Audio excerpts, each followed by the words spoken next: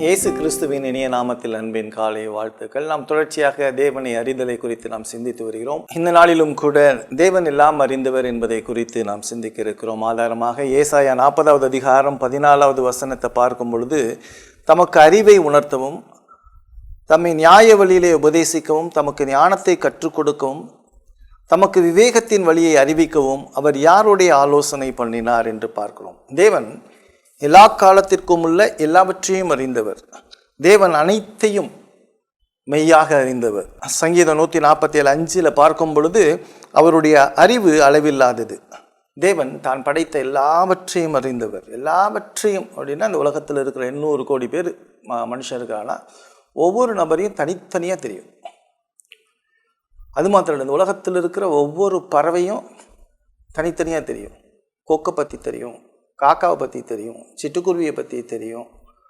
இந்த மாதிரி ஒவ்வொரு பறவையும், கிளியை பற்றி தெரியும், புறாவை பற்றி தெரியும். ஒவ்வொரு பறவை எங்கே இருக்கணும்னு தெரியும், எப்படி பறக்கணும்னு தெரியும், எந்த இடத்துல தூங்கணும்னு தெரியும், அது எந்த இடத்துல போய் சாப்பிடணுங்கிறது தெரியும். எல்லாவற்றையும் அறிந்த தேவன். ஒவ்வொரு மிருகத்தையும் தெரியும். யானை எங்கே இருக்கணும், ஜீப்ரா எங்கே இருக்கணும், ஒட்டகம் எங்கே இருக்கணும், இது எல்லாவற்றையும் அறிந்த தேவன். இவ்வளவு ஞானமுள்ள ஒரு மகா பெரிய மகத்துவமுள்ள தேவன் தான் நீங்களும் நானும் ஆராதிக்கிற தேவன். அவர் ஒவ்வொரு பொருளையும் அறிவார். அவைகள் எங்கே இருக்கணுங்கிறத அறிவார். எந்த நேரத்தில் இருக்கணும்னு அறிவார். அவை என்ன செய்யணுங்கிறத அறிவார். அவைகள் என்ன சிந்திக்கின்றன என்பதையெல்லாம் அறிவார். அவை எந்த நிமிஷத்தில் செய்கின்றன என்பதெல்லாம் அறிவார். இப்படி ஒரு தேவனை நீங்கள் உலகத்தில் எங்கேயுமே பார்க்க முடியாது. இவர் தான் வேதாகமத்தின் தேவன். இந்த தேவன் ஒரே தேவன். இந்த தேவன் திரித்துவ ஏக தேவன். இந்த தேவன் தனது குமாரன் மூலமாக தன்னை வெளிப்படுத்தி இருக்கிறார். இந்த தேவனை குறித்து இன்னும் அறிங்க. இந்த தேவன் எப்படிப்பட்ட மகா உன்னதமான தேவன். சங்கீதம் 139 எடுத்து நீங்கள் படித்து பார்த்தீங்க அப்படின்னு சொன்னால், தேவன் எங்கும் இருக்கிறார், எல்லாம் அறிந்தவர் என்கின்ற 2 காரியத்தை சொல்லுது. இந்த சங்கீதம் 139 1-3 வசனங்களில் பார்க்கும் பொழுது, என்னுடைய பழக்கங்களையும் செயல்களையும் அறிந்தவர். சங்கீதம் 139:2 என் சிந்தனைகளை அறிந்தவர். சங்கீதம் 139:4 என் வார்த்தைகளை அறிந்தவர். சங்கீதம் 139:7-10 வசனம் நாம் எங்கு இருக்கிறோம் என்று அறிந்தவர். 13-16 வசனம் என்னுடைய சரீர செயல்களை அறிந்தவர்.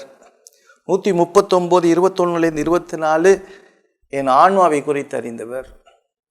இந்த சங்கீதம் எவ்வளோ ஒரு உன்னதமான ஒரு சங்கீதம் பாருங்க.